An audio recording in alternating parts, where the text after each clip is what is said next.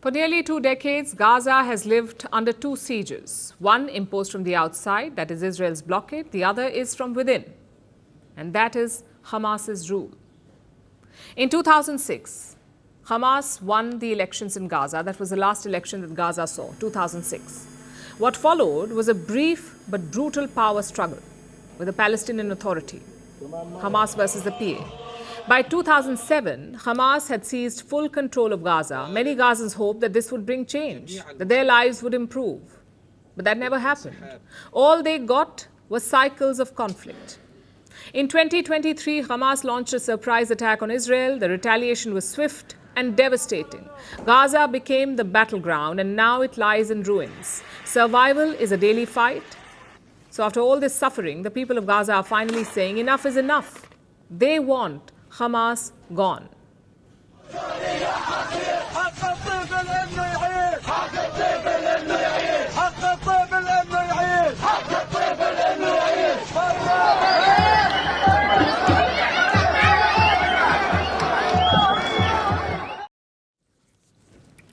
Gazans say they want Hamas out. It's a rare show of public outrage, especially against the Hamas, and you can understand why this is rare. This outrage often comes at a hefty price.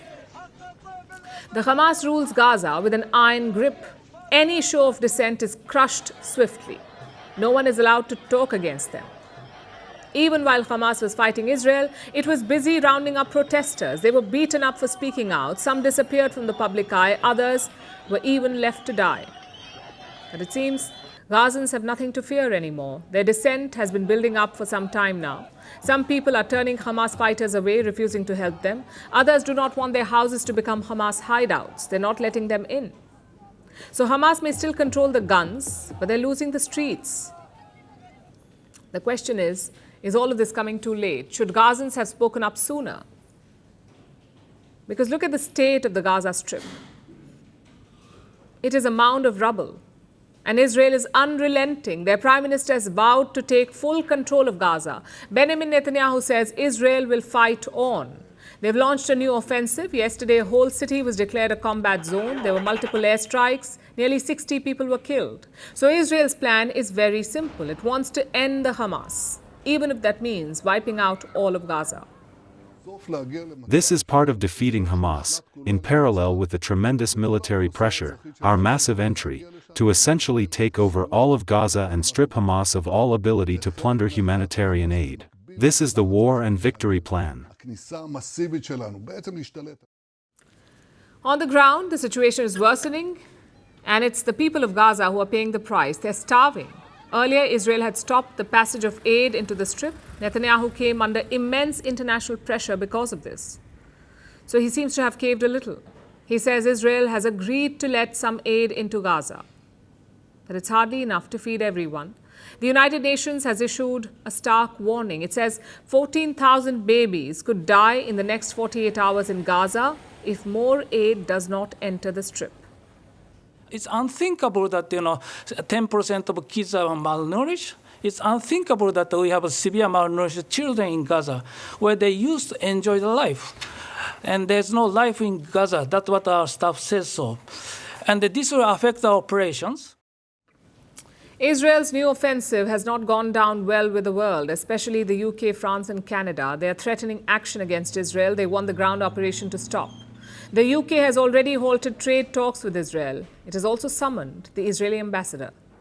We repeat our demand to massively scale up humanitarian assistance into Gaza. The recent announcement that Israel will allow a basic quantity of food into Gaza, a basic quantity, is totally and utterly inadequate.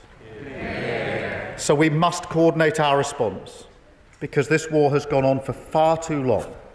We cannot allow the people of Gaza to starve. So Gaza is caught between the devil and the deep blue sea. On one side is Hamas. They rule with fear and crackdowns. On the other side is Israel. It bombs the Strip without pause. And it's very easy to frame this tragedy as a binary, Hamas versus Israel. But this framing erases the third party, the people of Gaza. After all, they're the ones who are paying the price. They're the ones who are dying. They're the ones who are burying their children. They are the ones who are stuck in the rubble. So they're now raising their voices, demanding a future where they're no longer pawns in a larger game. At Firstpost, we are choosing to hold on to accuracy. That means we won't always be first. We may not get you your breaking alert, but what you will get is what we owe you, and that is the truth. Verified, checked, and cross-checked. We rely on sources and verified ones. After all, that's what separates a journalist from a loudspeaker. But sometimes even we miss a beat, and when we do, we will tell you. Like yesterday, we ran visuals from a registered news agency. That visual turned out to be fake, so we are taking accountability. And from now on, we will cite the source of every visual. Every picture, every video that you see on Firstpost will have a source mentioned. That is our commitment to you. We will wait, we will verify, we will ask again, and only then will we tell you. No noise, no panic, just the facts. Because right now, that is what the country needs most.